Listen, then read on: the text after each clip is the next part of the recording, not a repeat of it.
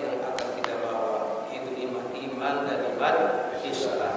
Maka pupuklah nikmat ini. Nikmat iman dipupuk dengan ibadah, nikmat Islam dipupuk dengan syukur kepada Allah.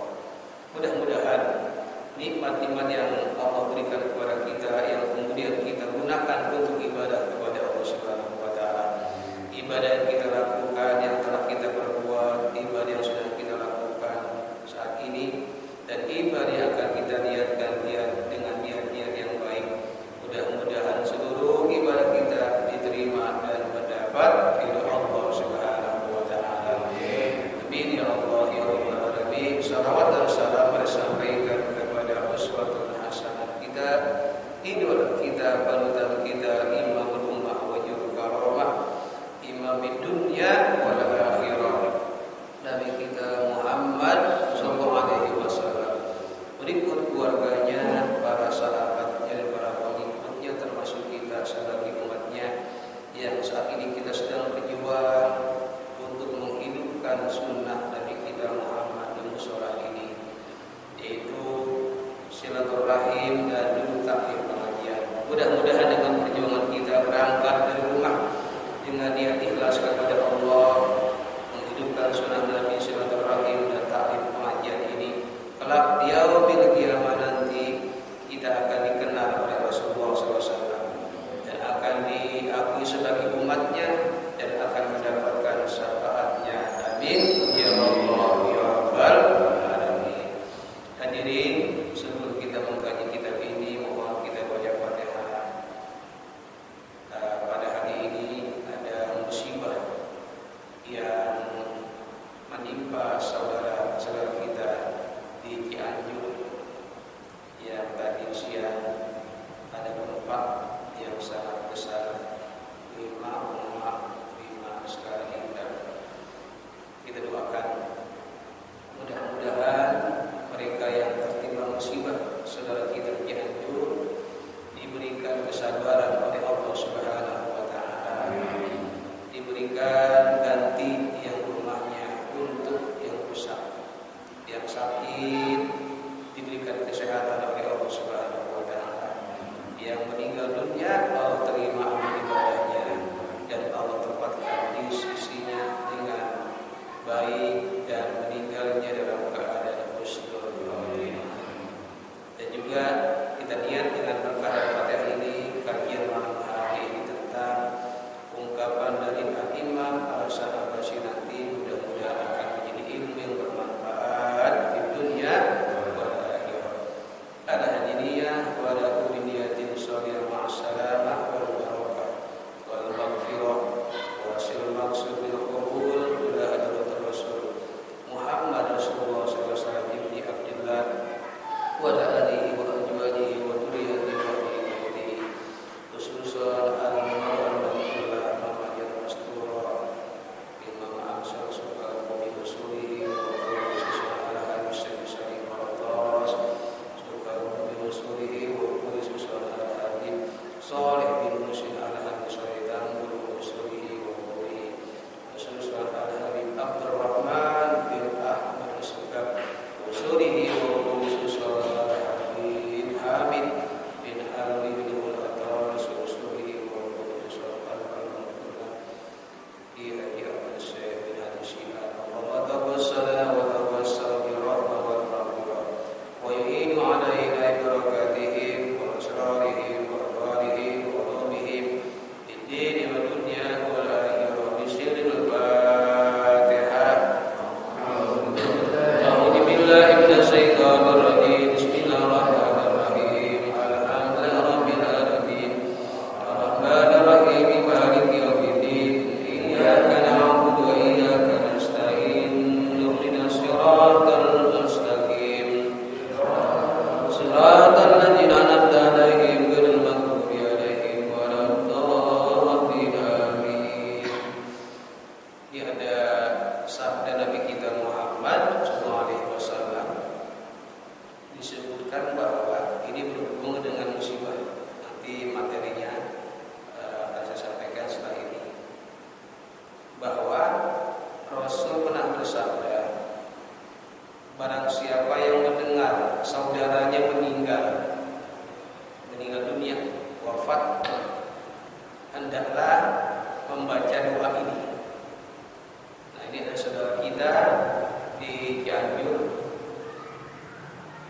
banyak yang meninggal dunia. Tadi di TV itu ada 46 korban yang telah meninggal dunia dan ratusan orang yang masih luka-luka. Nabi bersabda, Inna lillahi wa inna ilaihi raji'un wa inna ila rabbina lamunqalibun. Jadi kalau kita mendengar saudara kita yang meninggal dunia atau kena musibah, yang pertama ucapkanlah inna lillahi wa inna ilaihi raji'un wa inna ila rabbina lamunqalibun. Artinya sesungguhnya kami kepunyaan Allah dan sesungguhnya hanya kepadanya lah kami kembali. Nah, kita ini punya Allah, akan kembali kepada Allah. Kata Nabi setelah baca doa tadi, inna lillahi wa inna ilaihi raji'un wa inna ila rabbina lamunqalibun, baca doa, Allahumma ktubhu indakal muhsinina waj'al kitabahu fi 'illiyina wa hluf aqibahu fil akhirina. Allahumma la tahrimna ajrahu wa la taftinna ba'dahu. Rawahu Tabrani. Ya Allah, tuliskanlah dia sebagai golongan yang berbuat baik di sisi-Mu ya Allah. Jadi kita doakan nih saudara kita yang telah wafat, yang meninggal dunia kena musibah, mudah-mudahan termasuk golongan orang-orang yang baik di hadapan Allah. Waj'al kitabahu, dan jadikanlah kitabnya, tulisannya fi 'illiyyin, di surga yang paling tinggi. Jadi salah satu jaminan orang yang kena musibah kemudian dia ikhlas kepada Allah, dia sabar kepada Allah, maka akan ditempatkan nanti di surga yang paling tinggi, namanya fi 'illiyyin. Wahlub aqibahu fil akhirin, dan berilah dia pengganti yang baik di akhirat, ada gantinya. Allahumma la tahrimna ajrahu wa la taftinna ba'dahu. Ya Allah, janganlah Engkau menghalangi kami akan pahalanya, dan janganlah Engkau jadikan fitnah buat kami sesudah dia. Hadis riwayat At-Tabrani. Ya, mudah-mudahan mereka yang kena musibah, Allah jadikan mereka penghuni surganya Allah Subhanahu wa ta'ala. Orang-orang yang ditinggalkannya banyak, ada yang meninggal anaknya, kemudian yang masih hidup bapaknya, ada bapaknya meninggal, anaknya yang masih hidup, banyak nih. Jadi mudah-mudahan mereka semua diberikan kesabaran dan ketabahan oleh Allah Subhanahu wa ta'ala. Amin ya Allah ya Rabbal alamin. Ya, untuk materi malam hari ini adalah ungkapan dari Al-Imam Hasan Al-Basri rahimahullah ta'ala.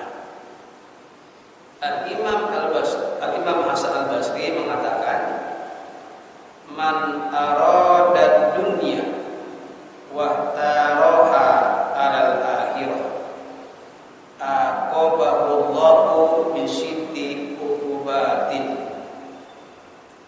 Barang siapa menjadikan dunia sebagai tujuan hidupnya dan dia memilihnya dengan meninggalkan akhirat. Udah banyak nih, udah banyak di antara kita itu tertipu dengan dunia, tertipu dengan dunia. Dalam benaknya nih itu masih ada dunia itu segala-galanya. Mumpung masih hidup, katanya, nikmati, senang-senang hidup di dunia. Enggak ada yang namanya urusan akhirat. Ntar tobatnya kalau udah tua, ada nggak?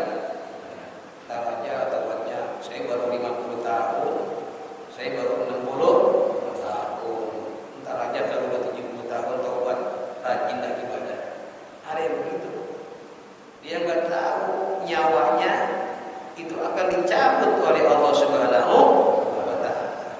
Takutnya nih, ketika dia punya pikiran seperti itu, ditinggalkannya akhirat, dia lebih memilih dunia, ajalnya tiba.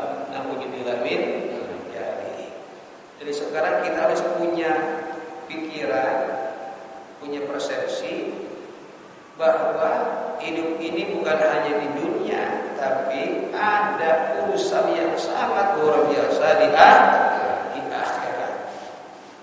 Jadi jangan dikira kita melakukan ibadah dengan niat ikhlas kepada Allah di mushola ini, kita taklim pengajian dulu, kemudian kita sholat berjamaah ini, itu karena memang kita berpikiran ada kehidupan nanti setelah kita mati, namanya akhirat.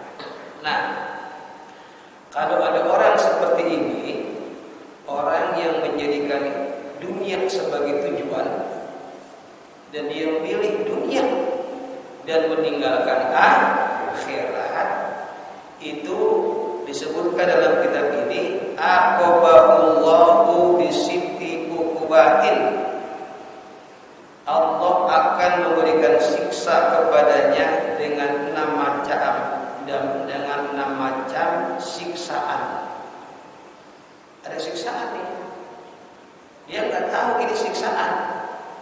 Disebutkan salasun fid dunya wa salasun fil akhirah. 3 siksaan di dunia akan ditimpanya dan 3 siksaan di akhirat akan diberikannya atau disiksanya. Di dunia disiksa atau tersiksa, di akhirat tersiksa.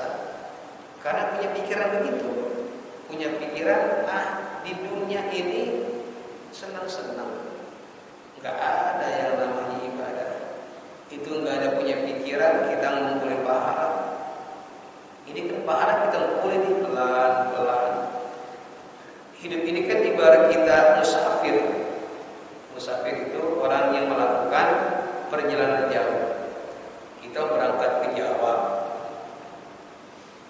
pulang kampung, itu kan harus disiapkan bekalnya.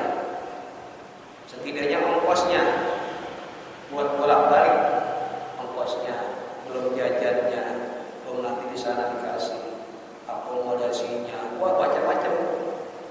Ada orang yang pulang kampung gak cukup sampai 10 juta. Boleh hitungin. Itu ada orang yang kalau pulang kampung itu dihitung-hitung, buat ini, dihitung-hitung 15 juta. Pasti lihat di anunya tuh, di dompetnya atau simpanannya, wah cukup nih, bekal cukup, berangkat pulang kampung. Ya tenang berangkat. Kenapa? Bekalnya ada. Kalau orang mau pulang kampung tapi bekalnya nggak ada, ragu-ragu, bagaimana ya? Itu pulang kampung ya akan balik lagi. Nah kita juga bakal pulang kampung. Tadi itu inna lillahi wa inna ilaihi raji'un. Kita akan pulang kampung. Kalau kita pulang kampung ke Jawa, itu bakal harapan balik lagi ke sini. Tapi kalau kita pulang kampung ke akhirat, balik lagi kan? Nggak ada. Dan itu sudah, kalau sudah pulang kampung ke akhirat, lewat namanya pintu kubur, masuk ke lubang kubur, nggak ada ceritanya balik lagi.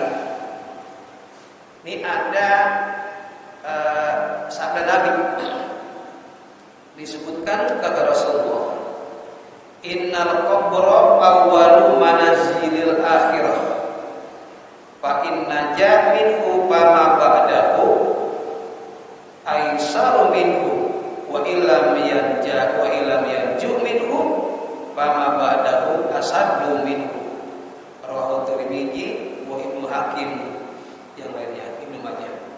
Disebutkan kata Nabi ini, innal qabra, sesungguhnya kubur, lubang kubur itu awwalu manazilil akhirah, adalah tempat yang pertama dari tempat-tempat yang ada di akhirat. Jadi pintu awal tempat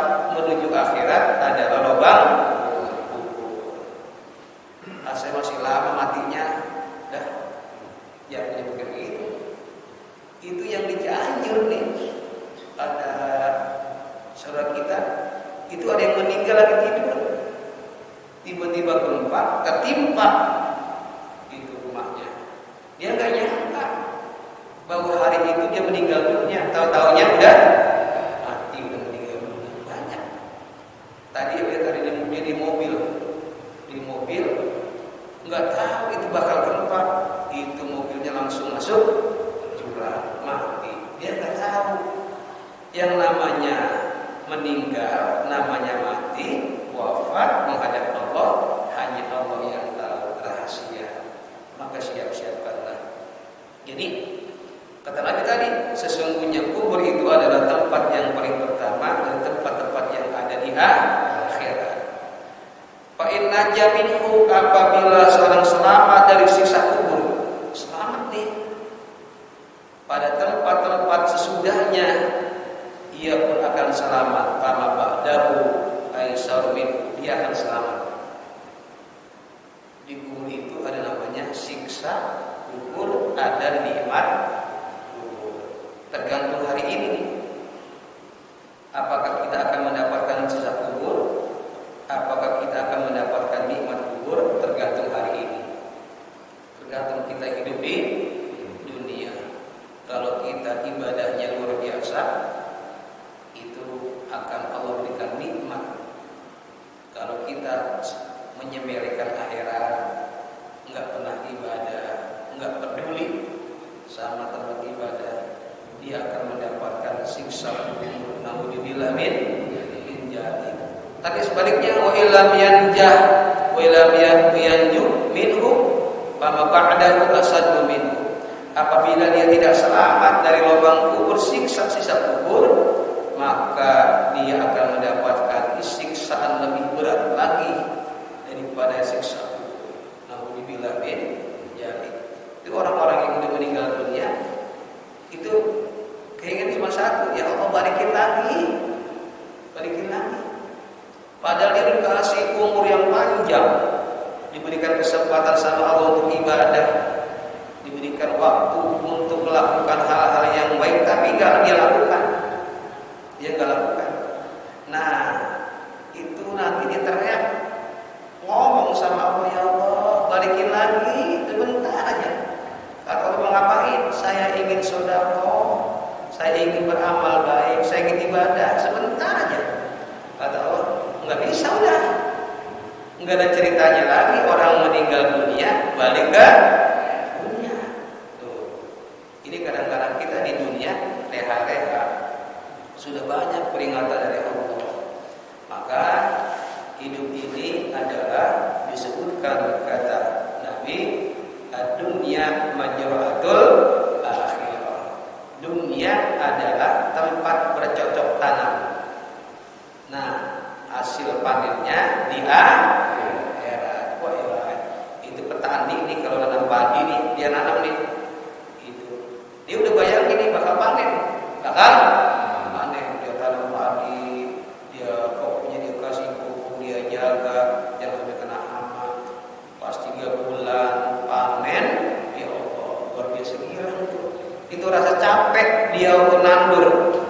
Waktu capek dia jagain dari serangan hama, rasa capek dia dari serangan burung atau yang lain, yang capek itu capek. Siang malam dia jaga sawahnya.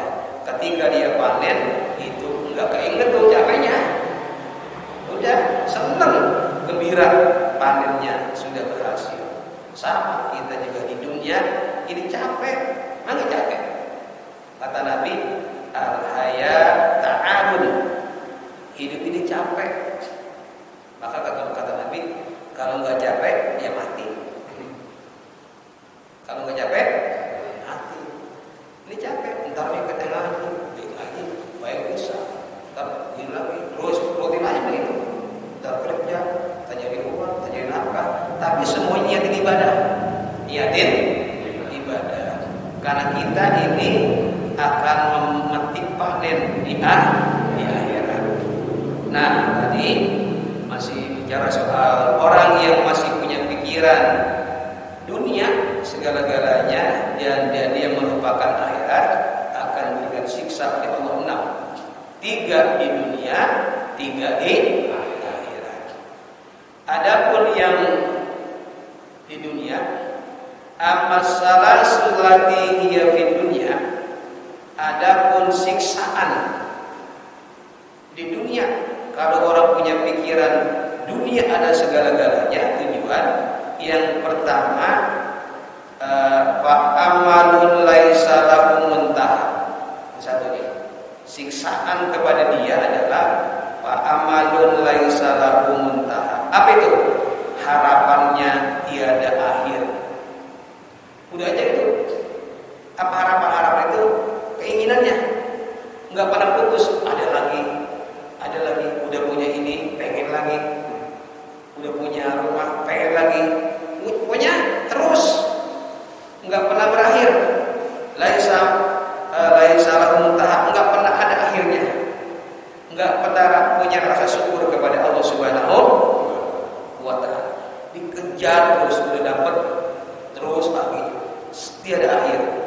Itu siksaan buat dia. Tanpa dia sadari itu siksaan dari Allah Subhanahu wa Ta'ala. Dia udah dapat nih, langsung dulu, wah, saya harus mengejar lagi di target. Begitu aja. Karena bagi dia dunia adalah tujuan hidupnya, dan dia memilih untuk meninggalkan akhirat. Itu yang pertama. Yang kedua, wa irsun ghalibun laisa lahu qana'atun, akan dimunculkan sama Allah itu hatinya punya irsun, sifat serakah yang tiada disertai rasa qanaah. Itu serakahannya. Dalam Al-Qur'an Allah berfirman, Bismillahirrahmanirrahim, alhaakumut takasur, celakalah orang yang takasur. Takasur itu diambil dari kata kasirun. Kasir itu banyak, udah banyak, terus lagi minta 1, 2, 3, 4, terus takasur. Kata Allah, hatta yurmul maqabir, dia akan puas kalau sudah maqabir. Maqabir masuk lubang kubur, berhenti tuh, mulutnya disumpal sama tanah. Itu bisa kalau meninggal tuh diciumin tanah tuh, engkau ini dari tanah akan kembali lagi ke tanah. Hirsun namanya serakah. Laisa lahu qanaatun, enggak punya sifat qanaah. Apa qanaah? Qanaah itu adalah menerima apa adanya, bersyukur kepada Allah. Ya Allah, dikit amat sih rezeki saya hari ini. Padahal dapat 500.000, dibilang dikit. Dia mandangnya orang lain, oh dia dapat 1 juta, saya dapat segini. Nah, itu pun aja nggak ada, maka bersyukurlah kepada Allah. Dikit ataupun banyak, bersyukur kepada Allah. Itu siksaan yang kedua. Siksaan yang ketiga adalah wa akhraja minhu halawatal ibadah, menjadikan harta sebagai kenikmatan dalam ibadah. Ukuran dia bahagia, ukuran kenikmatan itu harta. Jadi bukan yang lainnya. Ketika dia punya harta, dia merasa nikmat dalam soal ibadah. Sehingga Wow.